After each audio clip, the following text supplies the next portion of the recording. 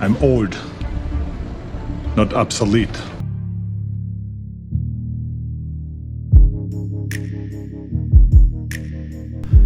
Hello everybody and welcome back to the channel, and today's video that is going to focus on some big renewable deals that has happened over the past week. As most of you that have subscribed to the channel, if you haven't, please remember to do so. You will know that we are focusing a lot on renewables. We're focusing on solar industry, we're focusing on hydrogen. We added yesterday our first video on the wind energy. So if you haven't seen that so far, please take a look at it. We've also covered some of the oil and gas super majors in a separate video, and we explained, hey, some of these, especially the Europeans, are starting to do a transition into renewables. Obviously, they're not just going to switch their whole business from one day to the other. They are going to do this gradually. But we think that some people are forgetting how much they are actually starting to move. And these two deals that we're going to run over is definitely going to illustrate that some of these oil and gas majors are into this in a serious way. They want to grow, they want to become energy powerhouses, and they want to become some of the dominant renewable players in the future. So the first deal we're going to talk about is Equinor and BP, who won a 2.5 gigawatt offshore wind contract in New York licensing round. So last year in September, BP and Equinor signed an agreement as to develop wind energy projects together. This deal is not finalized. It is expected to be closed during this year, but obviously it is going to happen. And this project is in addition to a 0.8 gigawatt that they secured in an earlier round. And what is really interesting is that this is the largest single procurement of renewable energy by a US state so far. So the biggest renewable contract went to two European oil and gas super majors, and not some of the other more pure play renewable energy companies. And this is very interesting, and this gives an indication that the super majors have some advantages that they are trying to transfer over to the renewable space. And it seems, at least on this contract, that BP and Equinor were successful.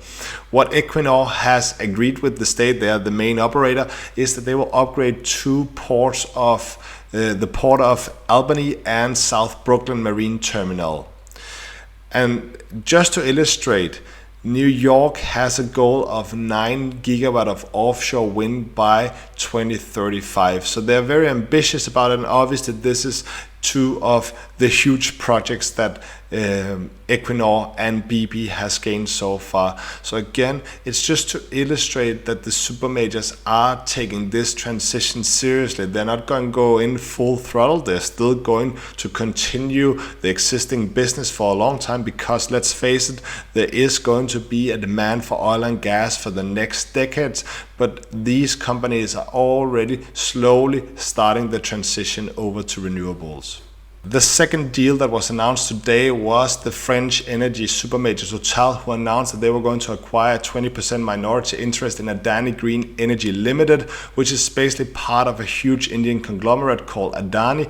And this is an extension of the strategic alliance that they signed last year, where they entered into LNG terminals, gas utility business, and renewable assets across India. And this deal today is part of that. So Total is buying a 50% stake in a 2.34 gigawatt portfolio of operating solar assets, and they're getting a 20% stake in HL for around 2.5 USD billion. And again, a lot of you probably don't know the company, but as you can see, they already have 14.6 gigawatt of contracted renewable capacity. 3 gigawatt is operating, 3 is under construction, 8.6 is under development. So this is by no means a small scale business that they are entering into a relationship with. And this is obviously part of Total's goal of reaching 35 gigawatt of gross production capacity from renewable sources by 2025, as we mentioned in a separate video. So again, just to stress, these super majors, especially the European ones, are serious about this renewable transition, albeit it is happening at a slower pace than perhaps what others want to. What we think is at least it's our feeling. When we look at some of the other renewable pure play companies, some of their valuation is skyrocketing without actually having much concrete revenue or contracts in place. It's basically based on future expectation.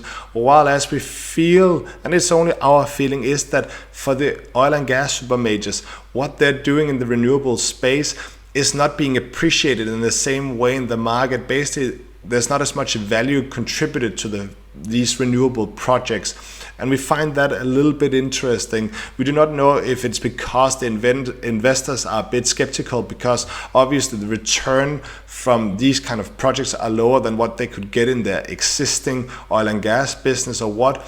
But it's just a quite interesting dynamic in the market. Perhaps they should do a spun-off of the renewable businesses, and then they would unhide some of, or unlock some of this value. We do not know, but we find it quite strange that you have some companies that are growing based on pure expectation, and when these oil and gas majors are basically making concrete deals, it doesn't really seem to be appreciated as much by the market.